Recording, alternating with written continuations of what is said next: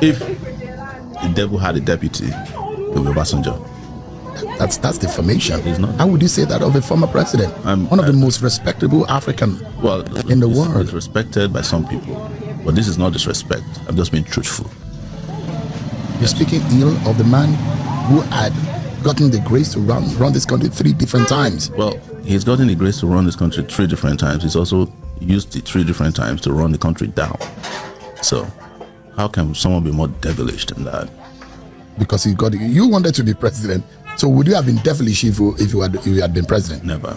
So why would you refer to him? Because his records show that nothing could have been done by the devil that he didn't do.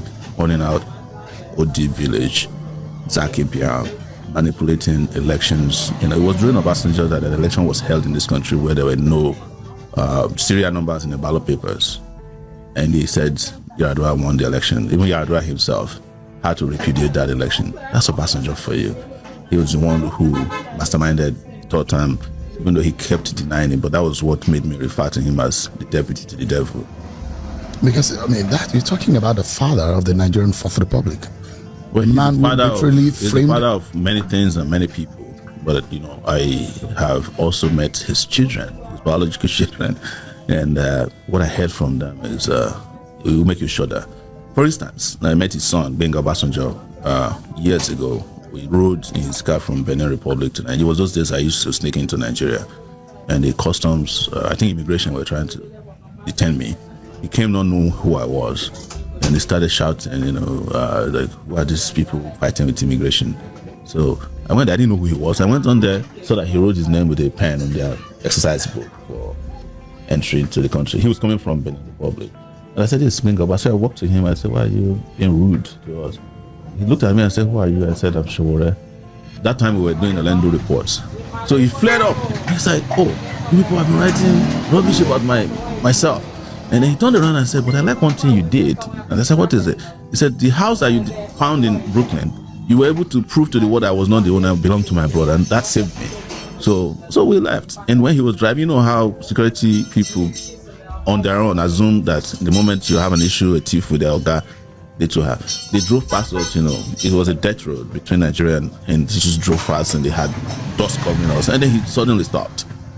And he beckoned and he said, where are you going? I said, I'm going to Nigeria. He said, where in Nigeria? I said, well, because we're already in Nigeria. I said, I'm going to Lagos. He said, yeah, I can give you a ride. He gave me a ride. And we spoke for the entire period it was about 3 hours. Told me many things, including the fact that he wasn't sure if his children were his. And I asked, what do you mean? He said, I think my father has been sleeping with my wife. That's Benga Obasanjo? Yes. Alleging that his father was sleeping with his wife. And that's atrocious. But I didn't want to believe him. Yeah, but it can be confirmed though. He took his father to court. You can search on the internet. He sued his father. That's what he told you? Yes. No, he sent me the court document. And that the court should determine the paternity of his children. I was shocked because I thought he was being flimsy. It was the time he confirmed to me that his father was behind the third time thing, that his father is very deceitful. Told me, about El-Rufai, Jimmy. In fact, after the interview was published by the news magazine, interestingly, edited by Bayo Nanuga. So they had appointed me as their special correspondent at that time. So you worked closely with Bayo Nanuga, of course, and Baba Femi Ojudu, yeah, and Baba of the news, Baba Jide Otitoju. Those 3 guys were, there was another Tayo, I forgot his name now, and what is this man's name? Kunle Ajibade. So they were my handlers. While coming to Nigeria, they put me up in hotels and while I do my work. So I would do investigations for them. I would do interviews for them. But that was the biggest interview at that time. So Benga then denied that the conversation we had cannot be regarded as an interview. So Femi Falana, who was a lawyer to the news and myself, wrote to his lawyers and said, this is the encyclopedia definition of interview. And that was the end of the case. They never sued. El-Rufai sued, but the case never came up because then Yar'Adua came, drove all of them into exile.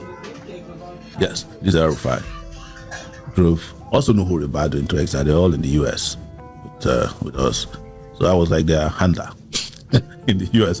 They would talk every day, sometimes frequently, trying to figure out what's going on with Yaradua. So most people in this government today were your former friends. They weren't my friends as such. They were associates. Yes. You know, I think when people are victimized, it automatically kind of get that